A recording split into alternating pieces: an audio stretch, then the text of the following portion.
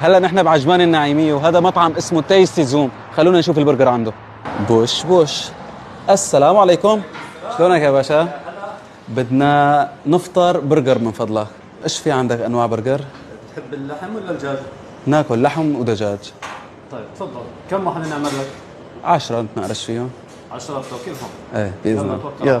بسم الله ما شاء الله، حيطي لي اصناف يعني من الشكل ببين شيء بجنن. اول شيء بدنا نبلش عندهم بالبيك تيستي. يا جماعه الخير، بس لفهمكم شغله في البدايه، انه اي برجر من هالبرجرات اللي عم بتشوفوها ب 15 درهم بس لمتابعيني لمده اسبوع كامل. في عندكم بس هذيك الدبل قطعتين لحم ما هي ب 15 درهم. سمي بسم الله. تعال نحط له شوية صوص، حيطي لي الصوصات في طناجر لذيذة جدا، شايفين على هالمنظر ما أحلاها؟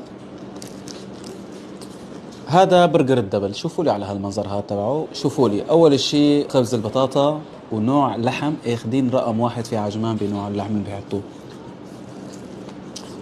واو. شوفوا لي على منظر هالبطاطا، والله شيء لذيذ. شوفوا لي شلون منغنغة نغنغة في الصوصات، طالع منظره شيء بيغري في القلب.